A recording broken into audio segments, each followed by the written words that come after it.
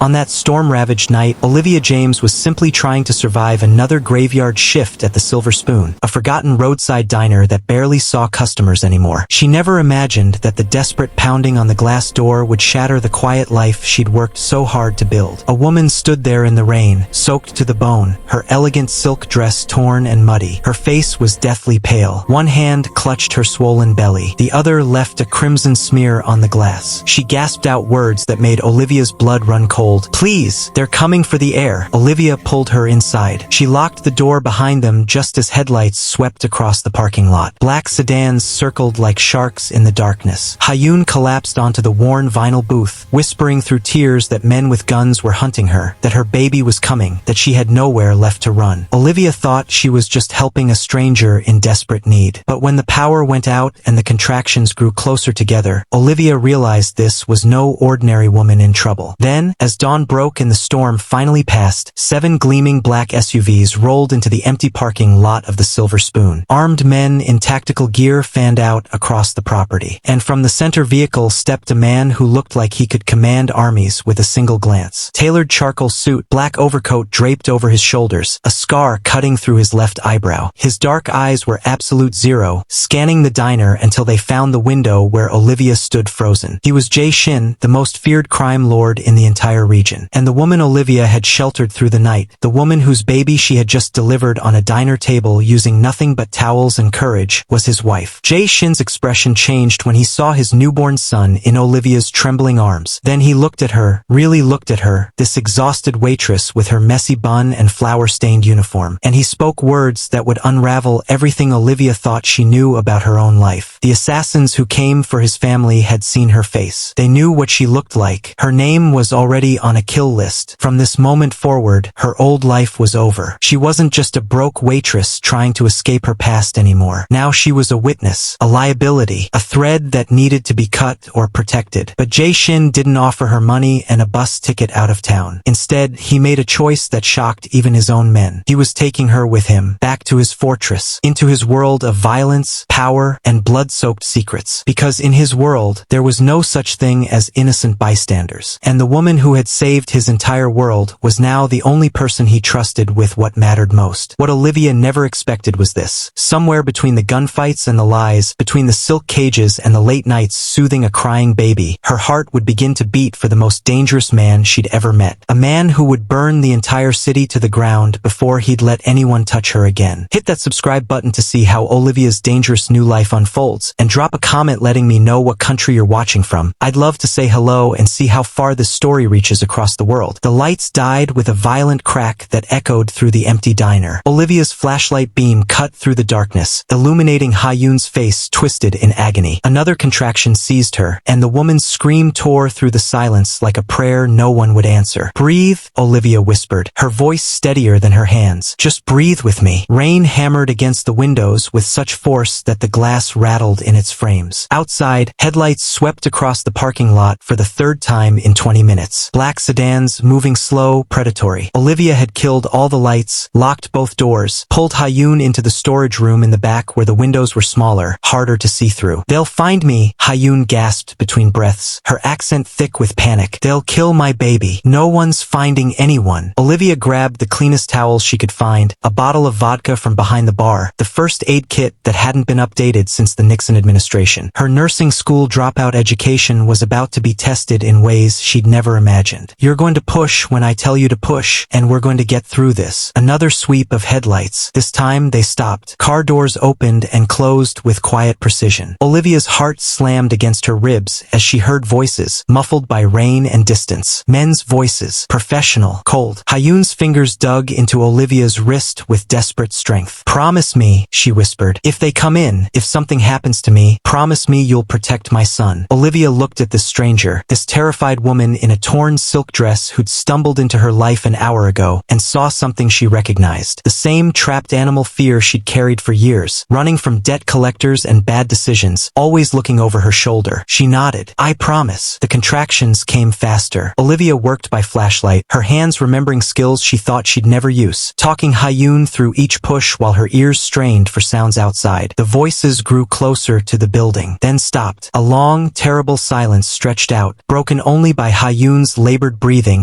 and the relentless drumming of rain. Then the footsteps moved away. The car doors opened again. The engines started. The headlights swept away into the storm. 20 minutes later, a baby's cry pierced the darkness. Olivia wrapped him in her own cardigan, the cleanest fabric she had, and placed him on Hyun's chest. The woman sobbed, clutching her son like he was made of starlight and miracle. Olivia leaned back against the storage room wall, her hands shaking now that it was over, covered in blood and exhausted beyond measure. "What's his name?" she asked softly. "Jin Woo." Hyun's voice broke on the syllables. "It means truth and universe. His father chose it. His father must love him very much." Hyun's eyes found hers in the darkness. "His father is a very dangerous man, but yes, he loves his son more than his own life." Olivia didn't ask what kind of danger. She'd learned long ago that some questions were safer left unasked. She just sat there in the dark storage room of a forgotten diner, listening to the storm rage outside and a newborn baby make his first sounds in a broken world, and wondered what kind of fate had led them all to this moment. The storm broke just before dawn. Olivia heard them before she saw them, the rumble of engines, too many, too powerful. She moved to the window and felt her breath catch. 7 black SUVs, arranged in a formation that spoke of military precision. Armed men emerged first, fanning out across the property, weapons drawn but pointed down. Professional, controlled, terrifying. Then he stepped out. Even from a distance, Olivia could feel the weight of his presence. Tall, broad-shouldered, wearing a charcoal suit that probably cost more than she made in 6 months. The long black overcoat that draped over his frame moved like shadow made solid. As he walked toward the diner, men parted around him like water around stone. Hyun had fallen into an exhausted sleep an hour ago. The baby nestled against her. Olivia stood frozen by the window as the man's eyes swept the building, searching, calculating. When his gaze found her, she felt it like a physical thing, cold, assessing, absolute. He was at the door in seconds. Olivia's hands shook as she unlocked it. Up close, he was even more intimidating. Sharp, angular features that looked carved from ice. Dark eyes that had seen too much and felt too little. A scar cut through his left eyebrow, pulling his expression into something permanently harsh. He looked past Olivia without acknowledgement, his entire focus on the storage room door. "Where is she?" His voice was low, controlled, but Olivia heard the undercurrent of barely leashed violence beneath it. "Inside. She's sleeping." "The baby." He was moving before she finished, crossing the diner in long strides. Olivia followed, watching as this dangerous man fell to his knees beside his wife with a gentleness that seemed impossible from someone who radiated such cold menace. "Hyun." His hand touched her face with infinite care. "I'm here. You're safe now." Hyun's eyes fluttered open. When she saw him, she started crying again, reaching for him. He gathered her into his arms like she was made of glass, murmuring something in Korean that Olivia couldn't understand but felt in her chest anyway. Pure relief, pure fear, pure love. Then his eyes moved to the baby. Olivia watched his expression crack, just for a moment, as he looked at his son for the first time. His hand trembled as he reached out to touch the tiny fingers wrapped in Olivia's cardigan. "Jin Woo," Hyun whispered. "Your son." For 10 seconds, the most powerful crime lord on the eastern seaboard just knelt there, staring at this small miracle, his frozen expression melting into something raw and unguarded. Then he blinked, and the ice returned. He turned his head, and his eyes finally truly looked at Olivia. "You delivered him." It wasn't a question. Olivia nodded anyway, alone, in the dark, while my enemies circled this building. Another nod. Her mouth had gone completely dry. He stood in one fluid motion, his full attention now fixed on her. Olivia forced herself not to step back, not to show the fear that was currently trying to claw its way up her throat. He studied her like she was a puzzle, this exhausted waitress in a flower-stained uniform with dark circles under her eyes and blood on her hands. "What's your name?" "Olivia. Olivia James. Olivia James." He said it slowly, like he was committing it to memory. "You saved my wife's life, my son's life. I just did what anyone would." "No." The word cut through the air like a blade. "Not anyone. You hid them, kept them quiet when the assassins came. You didn't panic. You didn't run." His eyes narrowed slightly. "You've been in danger before." It wasn't a question. Somehow, he'd read her entire history in a single glance. Olivia felt exposed, vulnerable in a way that had nothing to do with the armed men outside or the blood drying on her hands. "I'm Jae Shin." He said it simply, without explanation, as if everyone should know that name. From Hyun's expression, they should. "And as of this moment, you belong to me." Olivia's blood went cold. "Excuse me? The men who came here last night, they saw this place. They'll come back to finish what they started." He glanced toward the window, his expression calculating. "They'll ask questions. Someone will will remember the waitress who worked the graveyard shift. They'll find security footage. They'll find you. Then I'll leave town. I'll disappear. I'm good at that. You won't make it to the county line. He said it with absolute certainty. Minho's people are thorough. They'll hunt you down within 48 hours. They'll torture you for information about my family. Then they'll kill you slowly as a message to anyone else who might help us. The casual way he described her death made Olivia's stomach turn. So what are you saying? I'm saying that saving my family made you a target, and I don't leave my debts unpaid. He turned to one of his men hovering near the door. Burn it. Make it look like the storm damage caused an electrical fire. Make sure there's a body. A body? Olivia's voice cracked. What? Not yours. Jay Shin's eyes met hers again. As of 20 minutes ago, Olivia James died in a tragic accident. The woman standing in front of me is under my protection now. That's not a request. Olivia watched through the SUV's tinted windows as the silver spoon went up in flames. The men had worked with frightening efficiency, accelerant in the right places, the fire starting small then spreading fast, consuming the diner that had been her entire world for the past 18 months. She saw her time cards burning, her locker with the spare shoes and the novel she'd been reading on breaks, the coffee machine she'd cursed every morning, the booth where lonely truck drivers left her extra tips and told her about their lives. All of it gone, erased, like she'd never existed. They'll find remains in the storage room. Jay Shin sat across from her, his tone matter-of-fact. Female, approximately your age and build. It will be ruled an accidental death. Your life ends there. Whose remains? Olivia whispered, horrified. A Jane Doe from the morgue. No family. No one looking for her. He said it so casually, as if moving bodies around was just another Tuesday morning task. She'll be buried under your name. You should feel honored. Very few people get to attend their own funeral. Olivia felt nauseous. This is insane. You can't just. I can do whatever I want. He leaned forward slightly. And right now, what I want is to keep my family safe. That includes you now, whether you like it or not. You saved them. That makes you mine to protect. The possessiveness in those words sent a chill down her spine. I don't belong to anyone. You did up until an hour ago. Then you decided to hide my wife from assassins and deliver my son in a storage room. That choice had consequences. His eyes never left hers. Welcome to my world, Olivia James. Or whatever name you'd prefer now that you're dead. The Shin estate rose out of the landscape like something from a dark fairy tale. Walls of stone and iron, security checkpoints every 100 yards, armed guards that nodded respectfully as the convoy passed. The main house was a sprawling mansion of modern glass and old-world elegance, all sharp angles and cold beauty. Olivia was taken to a guest suite that was larger than the apartment she'd been evicted from 6 months ago. Marble floors, floor-to-ceiling windows, a bathroom with a tub big enough to swim in. A woman in a pristine uniform brought her clothes, expensive, perfectly sized, like they'd known her measurements before they'd even met her. How did you? Mr. Shin is very thorough. The woman's smile was polite but distant. Dinner is at 7. Someone will come to escort you. Then she was alone in this beautiful cage, staring at her reflection in a mirror too large and too honest. She looked haunted, hollow, like a ghost wearing someone else's skin. The first 3 days were suffocating. Olivia learned the rules quickly. Don't go near the East Wing, don't ask questions about business, don't try to leave the grounds. She was given access to the library, the gardens, her suite. Everything else was forbidden territory. She barely saw Jay Shin. He was a shadow in his own house, appearing for meals and then vanishing into meetings or phone calls conducted in languages she didn't understand. When he did speak to her, it was brief, functional, making sure she had everything she needed, ensuring her comfort like she was an expensive vase he needed to keep from breaking. But Hyun sought her out. The woman moved through the mansion like a gentle ghost, still recovering from childbirth, asking Olivia to sit with her while Jin-woo slept. They didn't talk much at first, just quiet companionship, two women trapped in different ways in this world of violence and luxury. He's not usually like this, Hyun said one afternoon, watching Olivia stare out at the gardens. So cold. Could have fooled me. He's worried. The attack, it came from inside. Someone in the family betrayed us. Hyun's voice dropped. Until he finds out who, he trusts no one. Except you. Except me. And now you. Hyun's hand touched her arm gently. You saved our lives. In his world, that's a debt that can never be repaid. It makes him uncomfortable. Why? Because owing someone means vulnerability, and vulnerability gets you killed. That night, Olivia discovered something that would change everything. Jinwoo was crying, the sound echoing through the hallways at 3 in the morning. She heard doors opening and closing, heard Ha-yoon's exhausted voice trying to soothe him, heard Jae Shin's deeper tones murmuring in Korean. But the crying continued, desperate and inconsolable. Olivia found herself walking toward the sound before she could think better of it. She appeared in the nursery doorway to find Jae Shin standing there in a t-shirt and dark pants, his usually immaculate hair disheveled, holding his screaming son with a look of absolute helplessness on his face. Ha-yoon sat in the rocking chair, tears streaming down her face. I don't know what's wrong. I fed him, changed him, nothing works. I'm a terrible mother. I can't even. You're not terrible. You're exhausted. Olivia stepped into the room. May I? Jae Shin looked at her like she'd spoken in an alien language, but desperation won out over pride. He handed Jinwoo to her carefully, and Olivia felt the tiny weight settle into her arms. She'd held him that first night, in the darkness of the diner. Her heartbeat was familiar. She started to hum. Nothing in particular, just a melody her own mother had hummed to her before the world fell apart, and began to walk slow circles around the nursery. The crying diminished, then stopped. Jinwoo's tiny fist wrapped around her finger, and his eyes fluttered closed. Within 5 minutes, he was asleep. Olivia looked up to find both Jae Shin and Ha-yoon staring at her with identical expressions of wonder. She carefully placed Jinwoo in his crib, holding her breath, waiting for the crying to start again. But he just slept, peaceful and still. How did you? Ha-yoon started. I don't know. He just remembers me, maybe, from that night. Ha-yoon started laughing through her tears, the sound bright with relief. You're a miracle worker. I'm a waitress. You were a waitress. Jae Shin's voice was quiet but firm. Now you're the woman my son won't stop crying for, which means you're not going anywhere. From that night on, Olivia became part of Jinwoo's routine. Late nights when he wouldn't settle, early mornings when Ha-yoon needed rest, quiet afternoons when he just needed to be held. She'd never imagined herself as maternal. She'd spent her whole life running from the idea of being tied down to anything or anyone. But this tiny human with his perfect fingers and his total trust broke through walls she didn't even know she'd built. And Jae Shin noticed. She felt his eyes on her constantly now, watching her rock his son, sing to him, make him smile. That cold mask he wore cracked more and more, especially in those late-night moments when they were the only two awake in the massive house. Jinwoo sleeping between them like a small bridge across an impossible distance. You're good with him, he said one night, his voice barely above a whisper. He's easy to be good with. Ha-yoon says you told her you never wanted children. Olivia kept her eyes on Jinwoo's sleeping face. I said I never thought I'd be a good mother. There's a difference. Why? Because I don't have good examples to work from. She finally looked up at him. My mother left when I was 6. My father drank himself to death by the time I was 19. I've been running from that legacy my whole life. Something shifted in his expression. My father taught me that love was weakness, that attachment made you vulnerable, that the only way to survive was to feel nothing and trust no one. His eyes moved to his son. Then Jinwoo was born, and I realized my father was a fool. This feeling, what I have for him, for Ha-yoon, it doesn't make me weak. It makes me more dangerous than I've ever been. Because now I know exactly what I would destroy to keep them safe. The way he said it, cold and absolute, should have terrified her. Instead, Olivia felt something warm unfurl in her chest. Understanding, recognition. They were both people rebuilt from broken foundations, trying not to become the destruction they'd survived. 2 weeks into her captivity, because that's what it was, no matter how luxurious, Olivia woke to find her door being opened by the same woman who'd brought her clothes that first day. Mr. Shin needs you ready in 2 hours. Ready for what? The charity gala. You're accompanying him. Olivia sat up straight. I'm what? His usual date cancelled. He requires someone presentable at his side. You'll do nicely. Before Olivia could protest, 3 more women swept into the room carrying garment bags, makeup cases, and an air of professional determination that made resistance seem pointless. They descended on her like a well-trained army, and 2 hours later, she barely recognized herself. The dress was midnight blue, elegant and simple, hugging her body in ways that made her feel exposed and powerful at the same time. They'd done something with her hair that made it fall in soft waves instead of its usual messy tangle. The makeup made her eyes look mysterious, her lips dangerous. Jae Shin was waiting at the bottom of the grand staircase, and when she descended, she watched something flicker in his eyes. Surprise, appreciation, something darker that made her pulse quicken. You clean up well, he said, his tone carefully neutral. You say the sweetest things. The corner of his mouth twitched. Not quite a smile, but close. Remember, tonight you're my date. That That means you stay close, you smile when necessary, and you don't talk about where you came from or how we met. What do I say? As little as possible. He offered his arm, and after a moment's hesitation, she took it. Let me do the talking. The gala was a glittering nightmare. Every surface dripped with wealth. Every guest wore a fortune in jewelry and fabric. Every smile hid calculation and ambition. Olivia felt like an imposter, playing dress-up in someone else's life, waiting for someone to point at her and announce the fraud. But Jae Shin kept her anchored at his side,